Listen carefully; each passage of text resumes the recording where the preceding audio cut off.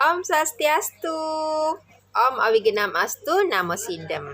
Ya, anak-anak kelas 2 ya Pasraman Taman Dharma Widya ya bertemu kembali dengan Ibu Guru ya. Terima kasih atas waktunya untuk menyimak video ini ya. Di materi bab pertama ya sesuai dengan buku elektronik yang sudah Ibu Guru kirimkan di grup ya.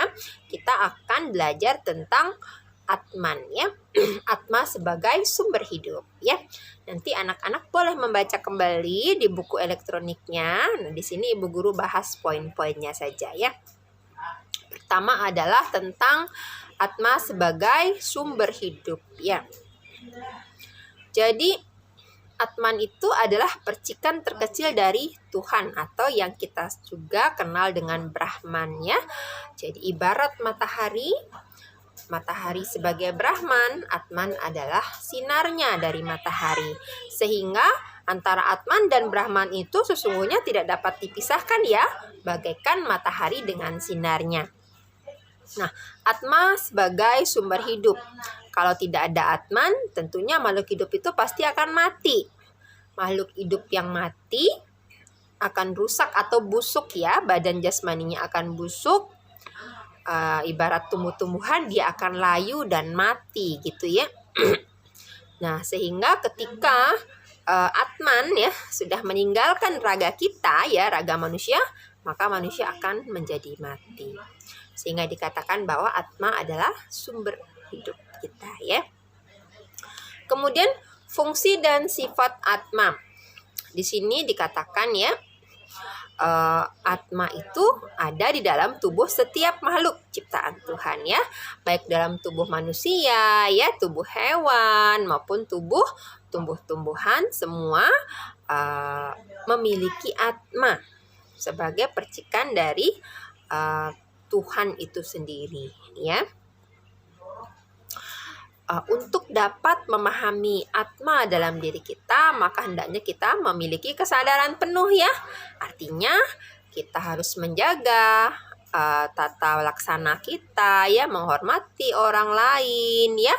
Jadi ketika misalnya ada kita melihat atau bertemu dengan pemulung atau pengemis gitu ya, kita tidak boleh memandang rendah mereka ya anak-anak ya, karena mereka adalah sama-sama ciptaan Tuhan juga. Mereka di dalam diri mereka juga ada Atma yang merupakan percikan dari Tuhan itu sendiri ya. Dengan memiliki kesadaran seperti itu, maka kita akan hidup saling menghargai ya, hidup saling menghormati. Antar teman tidak boleh mengejek ya, harus bermain bersama, saling berbagi mainan misalnya begitu ya. Tidak boleh saling menghina, nggak boleh ya, karena dalam tubuh kita adalah sama-sama terdapat Atman yang merupakan percikan dari Tuhan itu sendiri ya. Nah, anak-anak Atman itu memiliki banyak sifat ya, antara ada 10 ya. Anak-anak boleh melihat lagi di buku elektroniknya ya. Antara lain tidak dapat dilukai oleh senjata atau akedia ya, tidak terbakar oleh api atau adiahya, dan ada banyak lagi ya, jumlahnya ada 10. Nah, kita perlu memahami sifat-sifat dari Atma ini karena Atma itu luar biasa ya, dan Atma itu tidak dilahirkan ya. Artinya ketika manusia mati ya, Atma itu sebetulnya tidak mati ya. Ibarat mengganti baju kotor dengan baju yang baru. Jadi sebetulnya Atma itu tetap hidup, dia hanya mengganti badan kasarnya ya. Jadi ketika seseorang mati, yang rusak adalah badan kasarnya, tapi Atmannya sendiri tidak pernah mati ya. Itu ada dalam salah satu sifat dari Atman itu sendiri. Nah, anak-anak nanti dibaca lagi di situ pemahaman tentang sifat-sifat Atman ya. Jadi tidak bisa basah oleh air ya, atau acesia ya, dan ada tidak bergerak ya, seperti itu ya.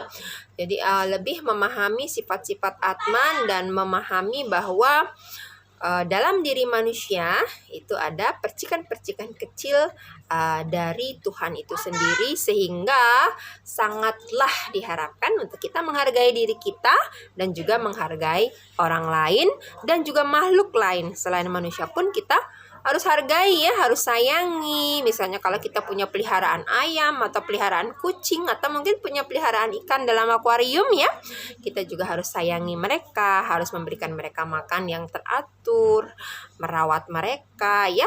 Atau kalau kita memiliki tumbuh-tumbuhan juga sama ya, harus dirawat dengan baik, disiram ya, karena mereka pun adalah makhluk hidup ciptaan Tuhan yang berhak untuk hidup ya. Sehingga kita mulai memahami dan mencintai lingkungan kita yang merupakan makhluk ciptaan Tuhan sehingga tercapai kehidupan yang harmonis ya. Nah, di sini ada tugas ya, Ibu Guru mau kasih tugas di halaman 7 ya dan halaman 8. Nanti anak-anak boleh isi di sana ya. Halaman 7 itu adalah tentang uji kompetensi ya. Nanti anak-anak bisa tulis di sana. Jadi halaman 7 dan 8 bisa diisi, lalu difoto, nanti dikirim ke Google Classroom ya. Nanti minta tolong orang tuanya untuk kirimkan ya. Di sini adalah untuk lebih memahami tentang sifat-sifat Atma ya. Dan juga halaman 8 itu kita ada mengelompokkan ya anak-anak ya. Mana benda mati dan mana makhluk hidup ya. Benda mati dan makhluk hidup pastinya sudah tahu ya perbedaannya ya. Kalau makhluk hidup itu dia membutuhkan makan, dia bernafas, dia tumbuh, dia berkembang biak, dia bisa tumbuh besar gitu ya. Sedangkan kalau benda mati itu dia tidak membutuhkan, tidak bernafas, dia tidak tumbuh, bentuknya hanya seperti itu aja ya, tidak bisa beranak pinak begitu ya. Nanti anak-anak kelompokkan dari gambar yang ada di halaman 8, nanti dikelompokkan sesuai dengan kelompok benda mati dan kelompok makhluk hidup. Nah, materi minggu ini hanya seperti itu.